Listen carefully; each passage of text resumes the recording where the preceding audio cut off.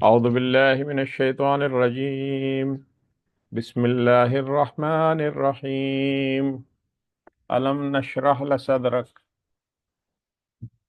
ورفعنا لك ذكرك وإن مع العسر يسرا إن مع العسر يسرا فإذا فرغت فانصب وإلى ربك فارغب. صدق اللہ العظیم. سورہ علم نشرح کی میں نے آپ کے سامنے تلاوت کی ہے، اور آج جو ہے وہ سورہ علم نشرح کی ہم تفسیر دیکھیں گے، مولانا مودودی کی تفسیر تفہیم القرآن سے. جیسا کہ میں پچھلی بھی پروگراموں میں یہ بات واضح کر چکا ہوں کہ ہمارا موضوع جو ہے وہ ہم تفسیر کو لے کے چلتے ہیں اور اس سے پڑھنے کی اور سمجھنے کی کوشش کرتے ہیں. تو سب سے پہلے میں یہ واضح کر دوں کہ میں نے بالکل ایگزیکٹلی مولانا مودودی رحمۃ اللہ علیہ کے جو تفہیم القرآن ہے اسی کی ترتیب میں یہ ساری سلائیڈز بنائی ہیں، اسی میں سے سارے نوٹس ہیں. تو سب سے پہلے زمانہ نزول ہے، اور اس کے بعد پھر میں نے ترجمہ رکھا ہے سورت کا. ترجمے کے بعد پھر جو ہے وہ تفسیر ہے، جس میں ایک ایک جو حاشیہ ہے اس کی تفسیر ہم نے یہاں پہ ہم دیکھتے ہوئے چلیں گے. تو سب سے پہلے یہ جو جملہ ہے کہ جس میں زمانہ نزول، یعنی اس سورت کا نام جو ہے وہ اس کا جو ہے وہ عنوان ہے، اور مضمون کیونکہ علم نشرح لک صدرک یعنی کیا ہم نے تمہارا سینہ کشادہ نہیں کیا، تو اسی سورہ کا عنوان ہے. اور اس میں نام سے خود وضاحت دیتا ہے کہ اللہ تعالیٰ نبی صلی اللہ علیہ وسلم کو جو ہے وہ اس سورت کے اندر ایک یوں کہہ لیں کہ اطمینان اور تسلی دے رہے ہیں. زمانہ نزول کے حوالے سے اس سورہ کا مضمون جو ہے وہ سورہ دوحہ سے ملتا جلتا ہے. سورہ دوحہ کے بعد کی صورت ہے یہ. حضرت ابن عباس فرماتے ہیں کہ یہ سورہ مکی میں سورہ دوحہ کے بعد نازل ہوئی، اور اس کا مقصد جو تھا وہ نبی صلی اللہ علیہ وسلم کو حوصلہ دینا اور انہیں یقین دلانا تھا کہ مشکلات زیادہ دیر نہیں رہیں گی. نبوت کے ابتدائی سخت جو حالات تھے اس میں آپ کو اطمینان دلانے کے لیے یہ سورہ نازل ہوئی. اس سورہ کا جو موضوع اور مضمون ہے، نبوت کے بعد نبی صلی اللہ علیہ وسلم کی زندگی میں ایک زبردست انقلاب آیا. وہی معاشرہ جو پہلے آپ کی عزت کرتا تھا، آپ کو جو ہے وہ کہنا چاہیے کہ صادق اور امین کے نام سے پکارتا تھا، اور آپ کے لیے وہ بڑا یوں کہہ لیں کہ اچھا معاشرہ تھا، وہاں پر وہ سب آپ کے جو دوست تھے وہ دشمن بن گئے، جو رشتہ دار تھے وہ دشمنی پہ اتر آئے، اور آپ پر ظلم، گالیاں، طعنے، سماجی بائیک آؤٹ کیا گیا. تو یہ سارے حالات جو تھے وہ سخت تکلیف دہ تھے رسول اللہ صلی اللہ علیہ وسلم کے لیے. یعنی آپ لوگوں کو وہ واقعہ سنا ہوگا کہ جب آپ نے اپنے اہل خانہ کو جو پہلی دعوت دی تو اس کے اندر انہیں کچھ کھانے کی دعوت پہ بلایا. تو جب آپ نے بات کرنا شروع کی تو ابو لہب جو ہے وہ کھڑا ہوا، جو آپ کے چچا تھے رشتے میں، اور اس نے جو ہے وہ فضول قسم کی بات کی اور آپ صلی اللہ علیہ وسلم کا مذاق اڑایا کہ اس کے لیے بلایا تھا، اور وہ ان سب کو لے کے جو ہے وہ نکل کھڑا ہوا. تو یہ سارے حالات تھے جس میں آپ کے اوپر ظلم، طعنے، گالیاں، یعنی معاملہ یہاں تک تھا کہ ایک دفعہ حضرت فاطمہ رضی اللہ تعالیٰ عنہ فرماتی ہیں کہ میں جو ہے وہ کوئی کسی نے انہیں بتایا یا انہیں اطلاع ہوئی کہ جا کے اپنے والد کو دیکھو، تو آپ صلی اللہ علیہ وسلم جو ہے وہ خانہ کعبہ میں عبادت بھی کیا کرتے تھے اور لوگوں کو دعوت دیتے تھے. تو آپ سجدے میں تھے تو نعوذ باللہ کفار اتنے ظالم تھے کہ آپ کی اوپر اونٹ کی اوجڑی لا کے رکھ دی کہ آپ جو ہے وہ اتنی تکلیف میں ہو کہ وہ اٹھ بھی نہ سکیں. تو حضرت فاطمہ کہتی ہیں کہ میں جو ہے وہ آپ کو گھر لے آئی، میں نے جو ہے وہ چہرہ دھلایا، منہ دھلایا، سارا وہ کیا. تو اس طرح کے واقعات، اور اس سب میں بھی آپ صلی اللہ علیہ وسلم کا کیا معاملہ تھا کہ ایک دفعہ حضرت فاطمہ ہی بتاتی ہیں کہ آپ صلی اللہ علیہ وسلم بہت شدید تھکے ہوئے آئے گھر پہ، اور جو ہے وہ دعوت کی ماس پہ نکلے تھے لوگوں سے، تو بہت تھکے ہوئے تھے، بال اڑے ہوئے، میں نے ان کے بال سنوارے، وہ کیا. تو میں نے کہا کہ آپ کچھ آرام کر لیجئے. تو حضرت فاطمہ فرماتی ہیں کہ نبی صلی اللہ علیہ وسلم نے فرمایا کہ نہیں، ابھی ایک فلاں قافلہ جو ہے وہ یہاں سے آ رہا ہے، اور ایسا نہ ہو کہ میں آرام کرنے لگوں اور وہ قافلہ گزر جائے. تو یہ آپ کی تڑپ تھی دعوت کے لیے، اور اس میں جو کفار مکہ کا جو رویہ تھا وہ بہت تکلیف دہ تھا. تو اس میں یہ آیت جو ہے آپ صلی اللہ علیہ وسلم کو کے اوپر جو ہے وہ ایک یوں کہہ لیں کہ اطمینان قلب کے لیے نازل کی گئی. اللہ تعالیٰ اس صورت کے اندر تین طرح کی بڑی نعمتوں کا ذکر کرتے ہیں. سب سے پہلے شرح صدر کیا ہے کہ نبوت کے ذریعے آپ کو حق کا یقین اور روحانی سکون عطا کیا گیا. ان سارے پوائنٹس کو ہم آگے تشریح میں ڈیٹیل سے دیکھیں گے، تو میں یہاں بس جلدی سے اس کو پوائنٹ بائی پوائنٹ دیکھتے جاتے ہیں کہ موضوع کیا ہے. پھر دوسرا موضوع کیا ہے اس میں، کہ بھاری بوجھ اتار دیا گیا. یعنی نبوت سے پہلے سماج میں گمراہی تھی، ظلم تھا، جہالت تھی، آپ کے اوپر بہت شاق گزرتا تھا، آپ تکلیف میں رہتے تھے کہ یہ کیسا معاشرہ ہے، یہ کس طرف جا رہے ہیں. اور آپ جو ہے وہ حق کی تلاش میں تھے. یعنی ان کو اس چیز کی بڑی وہ تھی کہ صحیح راستہ کون سا ہے، دین ابراہیمی کا ٹھیک کیا طریقہ ہے جس پہ چلا جائے. اور تیسرا جو اس میں موضوع ہے وہ کیا ہے، کہ رفع ذکر، یعنی آپ کا نام اور مقام دنیا میں سب سے بلند کر دیا جو قیامت تک رہے گا. اچھا، مزید جو تنگی کے ساتھ آسانی کا وعدہ ہے، اس میں فرمایا گیا کہ مشکل وقت ہمیشہ نہیں رہتا، اور ہر آزمائش کے ساتھ آسانی آتی ہے. اللہ کے نبی صلی اللہ علیہ وسلم کو یہ یقین دلایا گیا کہ مشکلات جو آ رہی ہیں، جیسے جیسے آپ کا مشن آگے بڑھتا جائے گا، آپ کے لیے اللہ تعالیٰ آسانیاں پیدا کرتا جائے گا. اور یہی پیغام سورہ دعا میں بھی بہتر طریقے سے دیا گیا. پھر آخری جو اس کا جو موضوع مضمون کے حوالے سے بات ہے، کہ عبادت میں مشغول ہونے کی ہدایت. جب دیگر کاموں سے فارغ ہو جاؤ تو عبادت میں لگ جاؤ، ہر طرف سے توجہ اور ڈالو. یعنی اسی طرح کا مضمون سورہ مزمل میں بھی ہے، جس میں جو ہے وہ آپ کو حکم دیا گیا ہے کہ تہجد کریں، ذکر کریں، اللہ کی راہ سے روحانی طاقت حاصل کریں. تو جو آپ کا مشن تھا وہ اتنا سخت تھا کہ بعض اوقات جو ہے وہ نبی صلی اللہ علیہ وسلم جو ہے وہ انسان تھے، کوئی فرشتے تو نہیں تھے، مایوس ہو جاتے تھے. یا مایوس تو کا لفظ ٹھیک نہیں ہے، لیکن پریشان ہو جاتے تھے، اور بعض اوقات جو ہے وہ انہیں تکلیف دے گزرتا تھا وہ وقت. تو اس کے لیے اللہ تعالیٰ یہ بتا رہا ہے کہ مشکل حالات میں اللہ کی عبادت ہی جو ہے وہ، ذکر کی ہی طاقت ہی آپ کے لیے جو ہے وہ کہنا چاہیے کہ پاورفل ہے. اب اس سورہ کے اندر سبق کیا کیا ملتا ہے ہمیں. پہلا سبق تو یہ ہمیں سورہ سکھاتی ہے کہ اللہ کی مدد آتی ہے. جو مشکل وقت ہے وہ ہمیشہ نہیں رہتا. اللہ تعالیٰ نے اپنے نبی کو نعمتیں عطا کیں، اور جو کسی کو نہیں دی گئیں. اور پھر یہ کہ اپنے مسائل اور صبر میں اللہ تعالیٰ کی طرف عبادت کی جائے. ہر آسانی کے بعد، ہر آزمائش کے بعد آسانی اور عبادت، اور اللہ تعالیٰ سے تعلق مضبوط کیا جائے. تو یہ موضوع مضمون تھا. اب ہم ترجمے کی طرف آتے ہیں. الم نشرح لک صدرک، اے نبی صلی اللہ علیہ وسلم کیا ہم نے تمہارا سینہ کھول نہیں دیا. ووضعنا عنک وزرک الذی انقض ظہرک، اور تم پر سے وہ بھاری بوجھ نہیں اتار دیا جو تمہاری کمر توڑ ڈال رہا تھا. رفعنا لک ذکرک، ورفعنا لک ذکرک، اور تمہاری خاطر ذکر کا آوازہ بلند کیا. یہاں پہ واو مس ہو گیا ہے، معذرت. فَإِنَّ مَعَ الْعُسْرِ يُسْرًا إِنَّ مَعَ الْعُسْرِ يُسْرًا، بس حقیقت یہ ہے کہ تنگی کے ساتھ فراخی بھی ہے، بے شک تنگی کے ساتھ فراخی بھی ہے. فَإِذَا فَرَغْتَ فَانْصَبْ وَإِلَىٰ رَبِّكَ فَارْغَب، لہذا جب تم فارغ ہو تو عبادت کی مشقت میں لگ جاؤ، اور اپنے رب ہی کی طرف راغب ہو.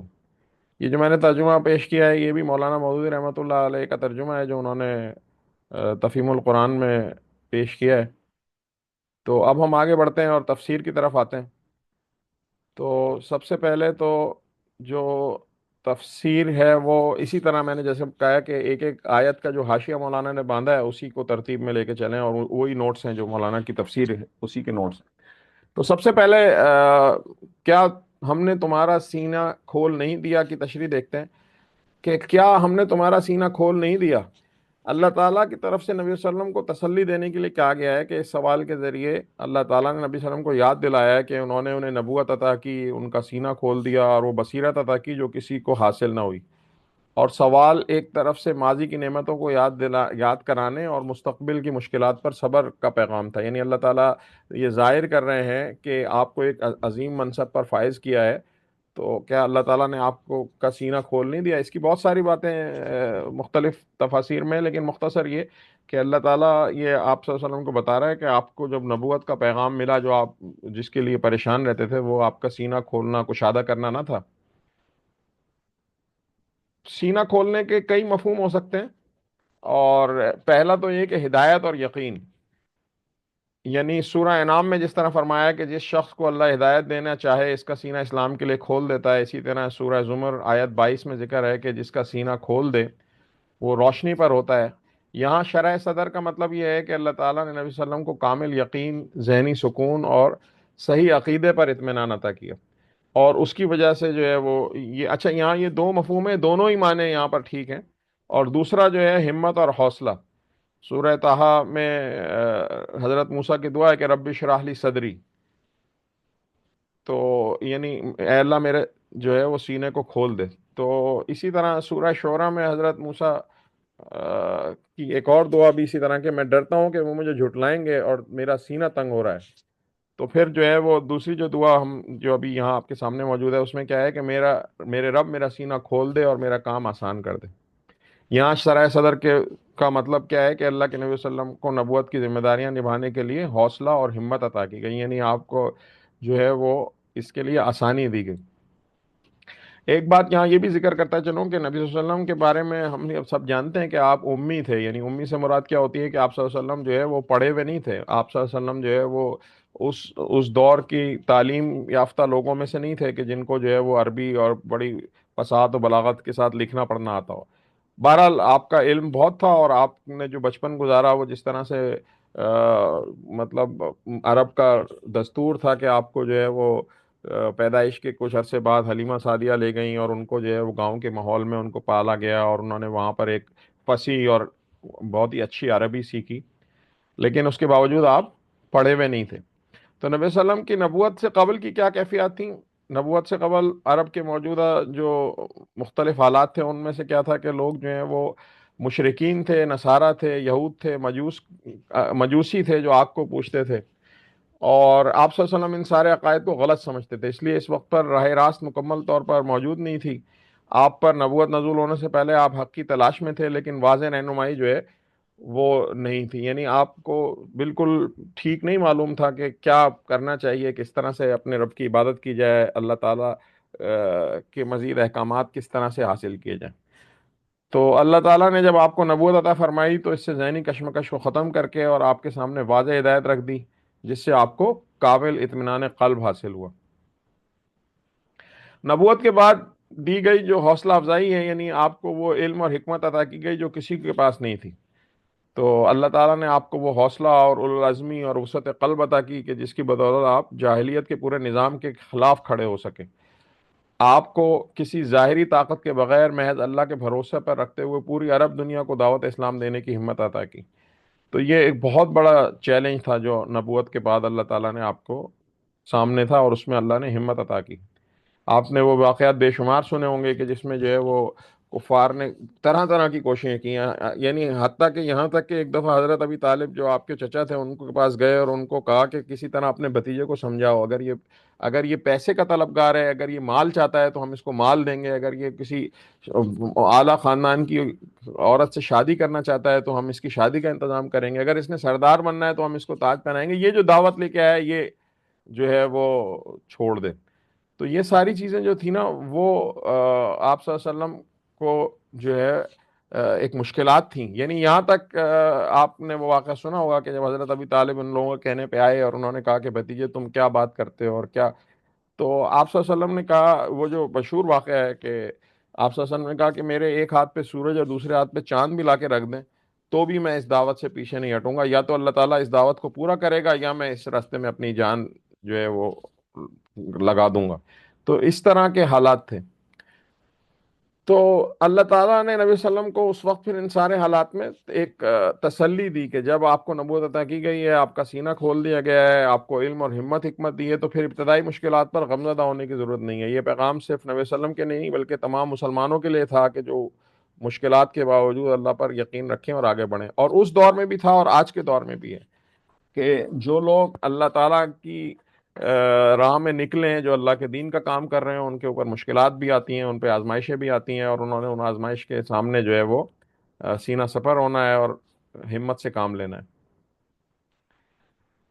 اچھا، اسی طرح سے آگے ہم چلتے ہیں. یہ میں تھوڑا وضاحت کر دوں کہ ہم ایک ایک آیت کی تشریح چل رہے ہیں، تو ابھی وہ اسی آیت کی تشریح میں مولانا نے یہ ایک تفصیل سے اس کا ذکر کیا ہے کہ سرائے صدر کا مطلب شق صدر ہے کیا. یہ بھی ایک سوال اٹھایا گیا. آپ لوگوں کے علم میں وہ واقعہ ہوگا نہیں ہے تو میں مختصر رکھ دیتا ہوں کہ وہ آپ لوگوں نے اگر سیرت پڑھی ہو تو آپ صلی اللہ علیہ وسلم کا دو موقع پہ آتا ہے یا دو سے زائد بھی شاید ہو کہ جس میں جو ہے وہ فرشتے جبرائیل علیہ السلام آئے اور آپ کا سینہ چاک کیا اور آپ کا دل کو جو ہے وہ یعنی یعنی صاف کیا اور اس کو جو ہے وہ کیا، تو وہ بعض مفسرین نے اس سے جوڑنے کی کوشش کی ہے۔ تو مولانا نے جو ہے وہ امام آلوسی، ایک بڑے امام ہے تفسیر کے، ان کا حوالہ دیا ہے مولانا مودودی رحمۃ اللہ علیہ نے، اور پھر اور بھی لوگوں کا حوالہ دیتے ہوئے انہوں نے بتایا کہ عربی زبان کے لحاظ سے شرح صدر کا مطلب شق صدر بالکل بھی نہیں ہے، اس کو زبردستی اس چیز سے جوڑنے کی ضرورت نہیں ہے، حدیث میں اس واقعے کی تفسیر ملتی ہے وہ کافی ہے، قرآن سے حوالہ زبردستی نکالنے کی ضرورت نہیں ہے۔ تو یہ بھی تھوڑی سی اس کی تشریح جو ہے وہ کی گئی۔ اب ہم آتے ہیں کہ خلاصہ جو اس کا، ابھی ہم نے یہ پہلی پہلی آیت تھی جس کی ہم نے تشریح دیکھ لی ہے، تو نبی صلی اللہ علیہ وسلم کو مشکلات پر صبر اور حوصلہ دیا گیا ہے، ہر مشکل کے بعد آسانی بتایا گیا، اور ہمیں اللہ پر بھروسہ کرنا چاہیے۔ پھر جو دوسری آیت ہے، اور دوسری اور تیسری آیت، وَوَضَعْنَا عَنْكَ وِزْرَكَ الَّذِي أَنقَضَ ظَهْرَكَ، اور تم پر سے بھاری بوجھ اتار دیا جو تمہاری کمر توڑے ڈال رہا تھا۔ اس کی تشریح دیکھ لیتے ہیں۔ مفسرین کی ایک رائے ہے کہ بعض مفسرین کے مطابق یہ خیال یہ ہے کہ نبوت سے پہلے ہی نبی صلی اللہ علیہ وسلم سے کچھ قصور سرزد ہو گئے تھے جن کی وجہ سے آپ پریشان تھے۔ اللہ تعالیٰ نے اس آیت میں آپ کو تسلی دی کہ وہ قصور معاف کر دی گئے۔ حالانکہ مولانا نے اس کی تفسیر میں لکھا ہے کہ یہ مفسرین کی رائے ہے، لیکن ایسا ہے نہیں، بلکہ اس کی تفسیر میں مولانا لکھتے ہیں کہ یہ رائے کیوں غلط ہے، تو اس کا مطلب یہ لینا غلط ہے کیونکہ وزر کا مطلب صرف گناہ نہیں ہے بلکہ بھاری بوجھ بھی ہوتا ہے، اور نبی صلی اللہ علیہ وسلم کی نبوت سے پہلے کی زندگی بے داغ تھی۔ قرآن نے اسے چیلنج کے طور پہ جو ہے وہ سورہ یونس میں پیش کیا کہ میں اس قرآن کو پیش کرنے سے پہلے تمہارے درمیان ایک عمر گزار چکا ہوں، سورہ یونس کی آیت 16 ہے۔ تو اللہ تعالیٰ نعوذ باللہ نعوذ باللہ نعوذ باللہ اتنے لا علم تو نہیں تھے کہ نبی صلی اللہ علیہ وسلم سے کوئی اکیلے میں گناہ ہوا اور ان سے جو ہے وہ چھپا رہ گیا اللہ سے، تو اللہ تعالیٰ سے آپ کی زندگی کوئی چھپی ہوئی تو نہیں تھی کہ جس میں ہم جو ہے وہ لازمی طور پہ یہ مطلب لیا جائے کہ قرآن جو ہے وہ مطلب یہ آپ صلی اللہ علیہ وسلم سے کوئی گناہ ہو گیا تھا اس سے پہلے۔ تو اس کو جو ہے وہ مولانا نے کہا کہ نہیں ایسا نہیں ہے، بلکہ یہ اس کے معنی کیا ہیں کہ آپ صلی اللہ علیہ وسلم نے وزر کا اصل مفہوم کیا ہے کہ اس آیت میں وزر کا مطلب رنج، فکر، غم اور پریشانی کا بوجھ ہے۔ اور وہ پریشانی کا بوجھ کیا تھا کہ عرب میں بت پرستی تھی، شرک تھا، جاہلانہ رسومات تھیں، بے حیائی عام تھی، ظلم، ناانصافی اور طبقاتی استحصال اپنے عروج پر تھا، طاقتور لوگ کمزور کو دباتے تھے، اور قبائلی جنگوں میں نسل در نسل لوگ مرتے چلے جاتے تھے۔ وہ آپ نے ان کی مشہور مولانا حالی کی جو نظم ہے وہ سنی ہوگی نا، کہ کہیں گھوڑا آگے بڑھانے پہ جھگڑا، کہیں پانی پینے پلانے پہ جھگڑا، اور پھر ان کی جو جنگیں تھیں وہ جب ہوتی تھیں تو صدیوں چلتی تھیں، یعنی اس بات پہ جھگڑا ہوا کہ کسی نے گھوڑا آگے بڑھایا اور دوسرے نے کہا کہ تم نے مجھ سے آگے کیسے بڑھایا، اور پھر اس پہ وہ لڑے تو وہ صدیوں تک جنگیں چل جاتی تھیں، بعض اوقات تین تین چار چار نسلیں اس میں کٹ جاتی تھیں۔ لڑکیوں کو دفن کر دیا کرتے تھے اس غم سے کہ اس شرم کا ایک مقام بتاتا ہے اس کو کہ یہ ہے لڑکیوں کو پالنا نعوذ باللہ کوئی ایسے شرم کی بات ہے کہ ہم اس کو کسی کی زوجیت میں دے دیں گے، یعنی یہ بیٹی ہماری شادی ہو کے کسی کے پاس چلی جائے گی، اس طرح کی جہالت تھی۔ سماج میں عورتوں کی کوئی عزت نہیں تھی، معاشرتی بگاڑ میں ظلم، ناانصافی تھا، کوئی آدمی طاقت کی بنیاد پہ سب کچھ کر سکتا تھا، قبائل میں جو لوگ رہتے تھے قبیلوں کی سپورٹ ہوتی تھی تو بچ جاتے تھے، کوئی قبیلے کا نہ ہو تو اس کا جو ہے وہ کوئی پوچھنے والا نہیں ہوتا تھا، اور اس کو ظلم غلام بنا کے رکھا جاتا تھا، سب سے بڑا تو یہ کہ غلام بنا لیتے تھے اور قید میں رکھتے تھے ایک طرح سے۔ تو یہ سب دیکھ کر نبی صلی اللہ علیہ وسلم کا دل غم سے بوجھل ہو جاتا تھا۔ تو اس پہ یہ بتایا جا رہا ہے کہ اللہ تعالیٰ نے جو ہے وہ جو آپ صلی اللہ علیہ وسلم کا اضطراب ہے، نبی صلی اللہ علیہ وسلم کا جو اضطراب ہے وہ کیا تھا کہ ہر طرف معاشرے میں برائی تھی، بگڑتا ہوا ماحول تھا، تو آپ کو کسی حل کی تلاش رہتی تھی مگر کوئی راستہ نظر نہیں آتا تھا، اور آپ میں سمجھ نہیں آتا تھا کہ کیا کریں، خرابیوں کو کیسے درست کیا جائے۔ یہی وجہ ہے کہ اضطراب اور فکری پریشانی کا بوجھ تھا جو آپ کے لیے ناقابل برداشت ہوتا جاتا تھا۔ تو یہ چیز تھی جس کو یہاں بتایا جا رہا ہے۔ اب نبوت کے بعد جو ہے وہ اللہ تعالیٰ نے اس بوجھ کو ہلکا کر دیا، تو اللہ تعالیٰ نے ہدایت کے راستے آپ صلی اللہ علیہ وسلم پہ کھول دیے، اس سے ایک ذہنی بوجھ جو ہے وہ آزاد ہو گیا۔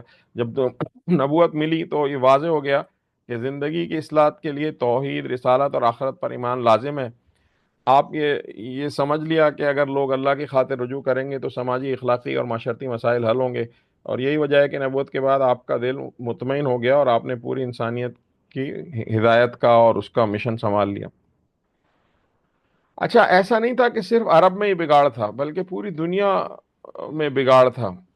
اور پوری دنیا گمراہی میں ڈوبی ہوئی تھی. نبی صلی اللہ علیہ وسلم پر جب نبوت نازل ہوئی تو آپ کا مشن صرف عرب کی اصلاح نہیں بلکہ پوری دنیا کی اصلاح تھا، اور آپ جان گئے تھے کہ اسلام ہی وہ واحد راستہ ہے کہ جس سے تمام خرابیوں کو ختم کیا جا سکتا ہے. تو آپ کا مشن جو ہے وہ پوری انسانیت کا مشن تھا. اب اگلی آیت جو ہم نے ابھی جو دوسری آیت پڑھی اس کا خلاصہ، یعنی دوسری اور تیسری آیت کا جو حاشیہ نمبر 2 تھا، کہ نبی صلی اللہ علیہ وسلم سب سے پہلے کیا بات کی کہ آپ جو ہے وہ سب سے بڑا غم کیا تھا؟ گمراہی اور ان کی جو برائیوں میں مبتلا تھے اور جو اپنے رب سے گمراہ تھے، وہ غم تھا. اور اللہ تعالیٰ نے اسلام کے ذریعے جو ہے وہ آپ کے مسائل کا حل نبی صلی اللہ علیہ وسلم کو عطا کیا اور امت کے مسائل کا بھی حل عطا کیا. اور پھر جو ہے ہمیں بھی اپنی زندگی میں جو ہے وہ اس دین پر عمل کرنا ہے، تو پھر ہم مشکلات اور جو ہمیں راستہ تلاش کرنا ہے اپنے مسائل کا، وہ اسلام کے تھرو آئے گا، وہ اللہ تعالیٰ کے دین کے تھرو ہی آئے گا. ورفعنا لک ذکرک، اور تمہاری خاطر تمہارے ذکر کا آوازہ بلند کر دیا. اس کی تشریح میں یہ تفصیل ہے کہ اللہ تک کے نبی صلی اللہ علیہ وسلم کو جس وقت یہ پیشن گوئی فرمائی گئی تو آپ کے ساتھ چند لوگ تھے، اور ان میں بھی بہت سارے بچے اور غلام اور چھوٹی عمر کے لوگ. جیسے آپ دیکھیں نا کہ ایمان لانے والوں میں سب سے پہلے لوگ کون ہیں، تو آپ دیکھتے ہیں کہ حضرت علی اس موقع پہ ایمان لائے تھے جب انہوں نے اپنے گھر والوں کو بلایا تھا، اور جس میں ابی لہب نے جو ہے وہ یہ کہا کہ اس لیے ہمیں بلایا تھا. تو حضرت علی عثمان ایمان لائے، وہ بچے تھے، نوجوان بچے تھے، 12 سال یا ایسے کچھ عمر ان کی بتائی جاتی ہے. پھر اسی طرح عورتوں میں سے حضرت خدیجہ ایمان لے آئی تھیں، حضرت ابوبکر ایمان لائے تھے، اور چند اور کچھ جیسے حضرت بلال شروع کے لوگوں میں سے ہیں، غلاموں میں سے کچھ لوگ تھے.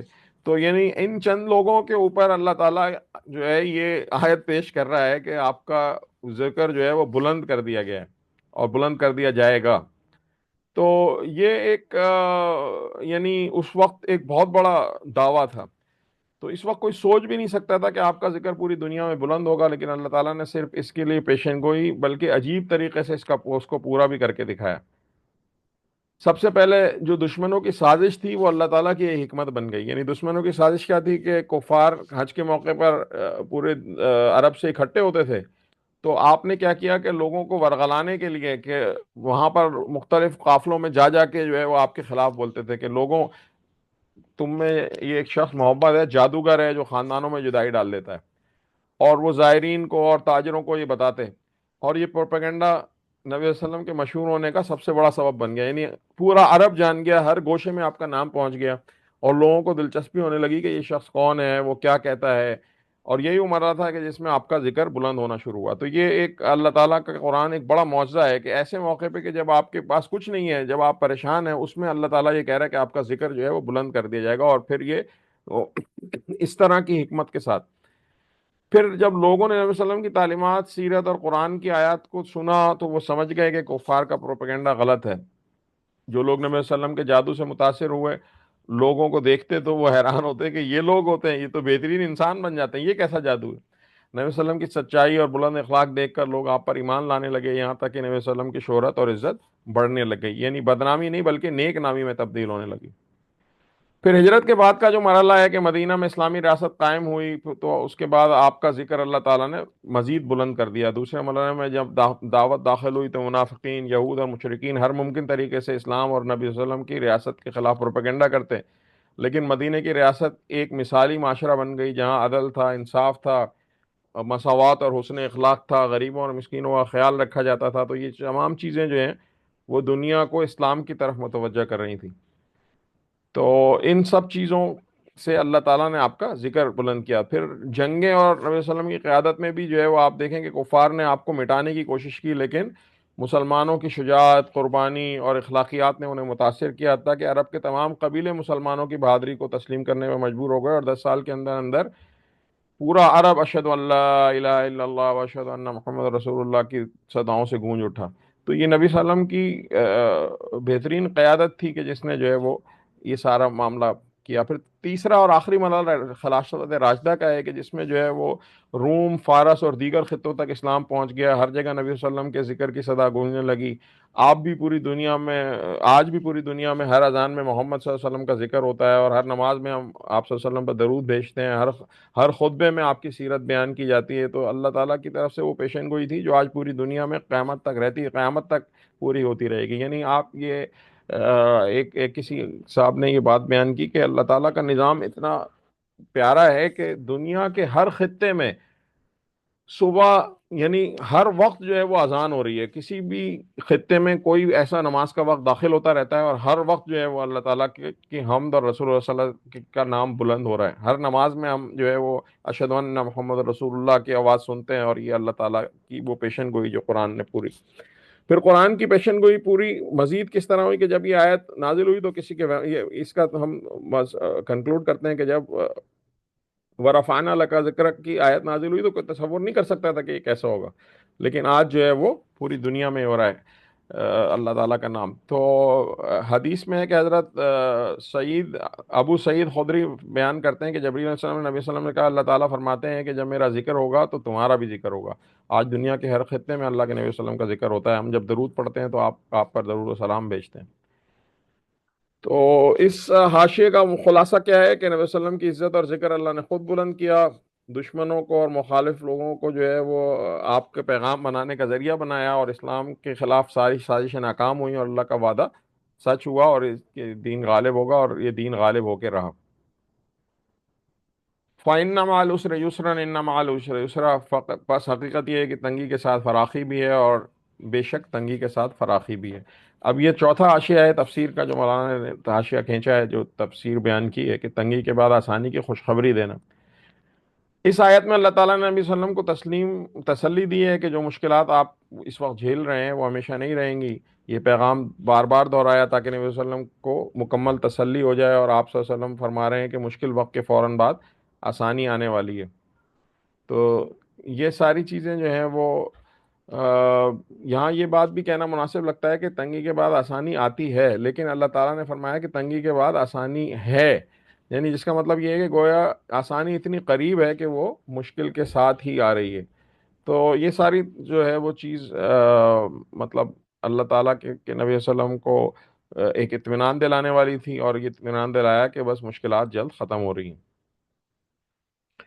مشکل اور آسانی کی حقیقت یہ قانون صرف نبی صلی اللہ علیہ وسلم کے لیے نہیں بلکہ پوری امت کے لیے ہے کہ زندگی میں جتنی بھی مشکلات آتی ہیں وہ ہمیشہ نہیں رہتی۔ اللہ کا وعدہ یہ ہے کہ ہر تنگی کے ساتھ آسانی ہوتی ہے، بس صبر اور یقین ضروری ہے۔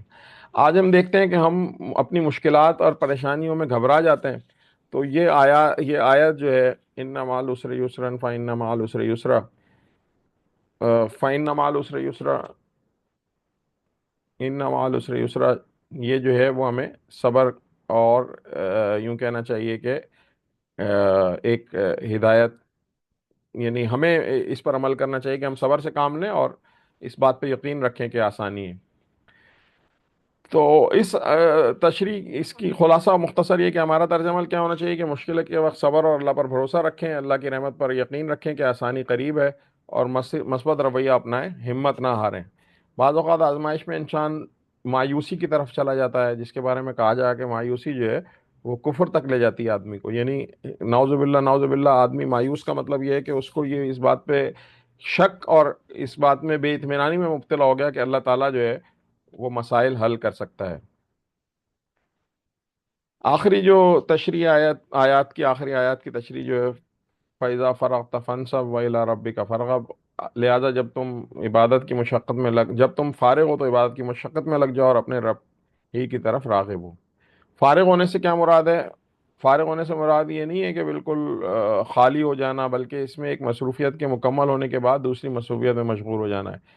یعنی یہ دعوت و تبلیغ کے کام، نئی مسلمانوں کو تعلیم و تربیت، گھریلو اور دنیاوی کاموں سے فراغت ہو سکتی ہے۔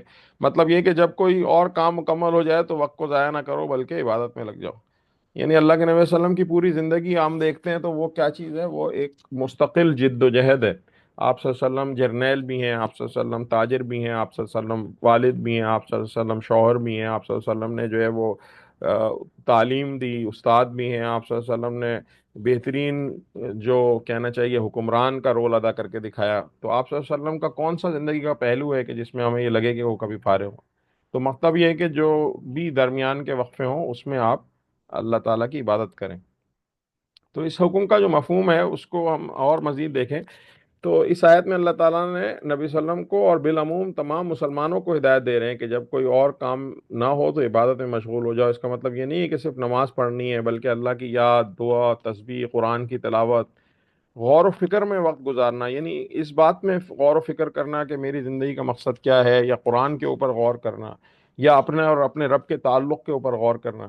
آج ہمارا ایک بہت بڑا مسئلہ یہ ہے کہ ہمیں گیجٹس نے، لیپ ٹاپ، موبائل فون نے اتنا انگیج کیا ہے، اتنا مصروف کیا ہے کہ ہم تفکر اور غور کرنے کا ہمارے پاس وقت نہیں ہے، ہمارا دماغ کبھی خالی نہیں ہے، ہر وقت ہمارے سامنے کوئی اسکرین ہے، کوئی گیجٹ ہے، کوئی مصروفیت ہے اس طرح کی۔ تو یہ بھی ایک بڑی اہم بات ہے کہ انسان کبھی فارغ وقت نکالے کہ جس میں وہ کچھ نہ کر رہا ہو، بلکہ اس بات پہ غور کر رہا ہو کہ میری زندگی کیسے گزر رہی ہے، میری زندگی کا مقصد کیا ہے، میں کیا کر رہا ہوں اور مجھے کیا کرنا چاہیے۔ تو یہ ساری چیز بھی ایک عبادت ہے کہ جس میں ہر چیز سے توجہ ہٹا کر اپنے رب کی طرف متوجہ ہو، اور یہ اس کا اصل پیغام ہے۔ خلاصہ ہے اسی حاشیے کا آخری کہ اسلام ہمیں سکھاتا ہے کہ دنیاوی ذمہ داریاں بھی ضروری ہیں، مگر ہمیں اپنی زندگی میں جب فارغ ہوں تو عبادات کو ترجیح دینی چاہیے۔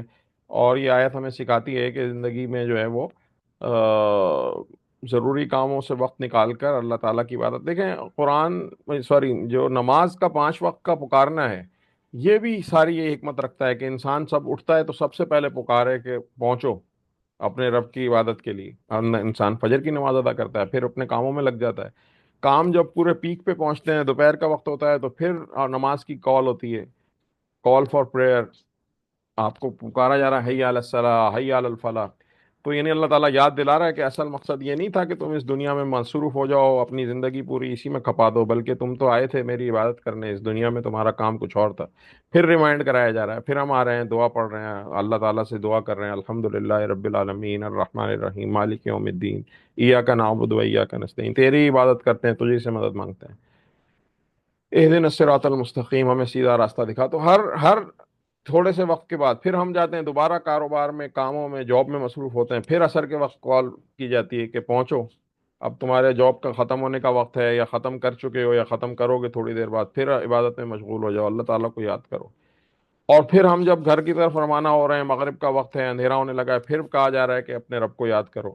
پھر رات کو سونے سے پہلے عشاء کے لیے بلایا جا رہا ہے۔ تو یہ ساری چیزیں جو ہیں وہ عبادات میں اپنے ٹائم کو انگیج رکھنا، اور اس میں انسان اپنے رب کا یاد ہر وقت تازہ رہے۔ تو اس کی بس مختصر ہم ایک کہہ لیں کہ جلدی سے پوری سورہ کی جو خلاصہ ہے وہ ہم دیکھ لیتے ہیں، اور پھر سوال جواب کی نشست کر کے ہم بات کو ختم کرتے ہیں۔ تو اسلام ہمیں کیا سکھاتا ہے کہ ہمیں دنیاوی ذمہ داریاں بھی کرنی ہیں، فارغ وقت میں جو ہے وہ اپنی، یعنی اللہ، سب سے پہلے کیا اس سورہ کا خلاصہ کیا ہے کہ نبی صلی اللہ علیہ وسلم کو تسلی دی گئی، حوصلہ دیا گیا، پھر انہیں شرح صدر عطا کیا، یعنی دل کی وسعت اور حوصلہ اور حق کا یقین۔ نبوت سے پہلے جو فکر کا بوجھ تھا، جو معاشرتی بگاڑ دیکھ کر آپ کو ہوتا تھا، وہ اللہ تعالیٰ نے ان کے اوپر سے ہدایت کی روشنی کے بعد ہٹا لیا۔ پھر آپ کے ذکر کو اتنا بلند کیا جو قیامت تک رہے گا، اور مشکلات عارضی ہیں، ہر تنگی کے بعد آسانی ہے۔ تو مشکل وقت میں ہمیشہ نہیں رہتا، اللہ تعالیٰ کی مدد قریب ہوتی ہے، یہ پیغام بار بار دہرایا گیا تاکہ نبی صلی اللہ علیہ وسلم کا دل مطمئن ہو جائے۔ اور عبادت میں سکون اور طاقت ہے، یعنی جب دیگر ذمہ داریوں سے فارغ ہو جاؤ تو اللہ کی عبادت میں لگ جاؤ، اور آپ جو ہے وہ ایک سکون اور طاقت حاصل کریں گے۔ عبادت ہی وہ ذریعہ ہے کہ جس سے مشکلات کا سامنا کرنے سے کی طاقت پیدا ہوتی ہے۔ آپ تھوڑا سا غور کریں کہ ہم پورا دن روزے میں گزارتے ہیں، ایک اچھی مشقت ہے کہ جس میں انسان بھوکا پیاسا ہے اور اپنے کام بھی کر رہا ہے، لیکن کبھی ہم اگر توجہ کے ساتھ عبادت میں، رات میں تراویح میں موجود ہوتے ہیں، جب ہم توجہ کے ساتھ ہوں تو توجہ کے ساتھ عبادت تراویح اتنا سکون اور اتنا اطمینان دیتی ہے کہ انسان کو یہ محسوس بھی نہیں ہوتا کہ وہ کتنی دیر کھڑا ہوا ہے اور کتنا قرآن سن رہا ہے۔ لیکن جہاں ہمارا دل جو ہے وہ اس عبادت میں نہ لگ رہا ہو، ہماری توجہ کہیں اور ہو، تو ہمیں تھکاوٹ شروع ہونا لگ جائے گی، ہمیں اپنے جسم میں درد یاد آ جائے گا، ہمیں یہ یاد آئے گا کہ دن بھر بڑی میں نے کم نیند کی ہے، اور نیند آنے لگ جائے گی۔ تو عبادت کے اندر اللہ نے بڑا سکون رکھا ہے کہ ہماری توجہ ہو، ہم اخلاص کے ساتھ اس میں منہمک ہو۔ تو سبق کیا ہے اس کا کہ زندگی میں آزمائشیں آتی ہیں، لیکن ہر تنگی کے بعد آسانی ہے، اللہ پر یقین رکھیں، صبر کریں، عبادت سے سکون حاصل کریں، اور یہی پیغام ہمیں صبر، حوصلہ اور اللہ تعالیٰ کے کو مضبوط کرنے کا دیتا ہے۔ اور آخری بات جو مجھے سب سے پہلے کہنی چاہیے تھی وہ یہ کہ یہ ساری صورت صرف نبی صلی اللہ علیہ وسلم کے لیے نہیں ہے، بلکہ ہمارے لیے بھی ہے۔ اور ہماری زندگی کا مقصد بھی آپ صلی اللہ علیہ وسلم کے جانے کے بعد کیا ہے کہ ہم نے دعوت اور دین کا کام کرنا ہے، اپنے ساتھ لوگوں کو اسلام کی طرف بلانا ہے، دین کی طرف بلانا ہے، ان کی زندگیوں کو اس قرآن کے مطابق ڈھالنے کی کوشش کرنی ہے، اور اس کام میں جو بھی مشکلات آتی ہیں، پریشانیاں آتی ہیں، تو یہ قرآن ہے کہ جو ہمیں اس میں رہنمائی دیتا ہے، اور یہ سورہ اس کے لیے ایک بہترین رہنمائی ہے۔ ٹھیک ہے جی، تو صدق اللہ العظیم، اللہ تعالیٰ جو کچھ کہا سنا اس پہ عمل کی توفیق عطا فرمائے۔ میں نے آپ کے سامنے مولانا کی تفسیر ایک طرح سمجھ لیں کہ پڑھ کے ہی سنا دی ہے، جو پورے کے پورے نوٹس اسی تفسیر کے ہیں، اور اگر کوئی باتیں بے ترتیب ہوں تو اللہ تعالیٰ کمی بیشی معاف کرے اور ہمیں اس پہ سمجھنے کی اور عمل کی توفیق دے۔ تو اب آپ ساتھی جو بھی کوئی سوال کرنا چاہیں تو سوال کر سکتے ہیں، کوئی بات کرنا چاہیں تو بات کر سکتے ہیں۔ دعوت تو پروگرام کی آج بھی سب لوگوں کو دی ہے میں نے، فردن فردن بھی دی ہے، لیکن بس رمضان کا مہینہ ہے، ہو سکتا ہے کہ کچھ لوگ اپنی چیزوں میں مصروف ہوں تو کچھ زیادہ لوگ شریک نہیں ہو پائے، لیکن بہرحال جو بھی ہیں اللہ تعالیٰ ان کو اجر عطا فرمائے۔ کوئی بات، کوئی سوال کرنا چاہیں گے؟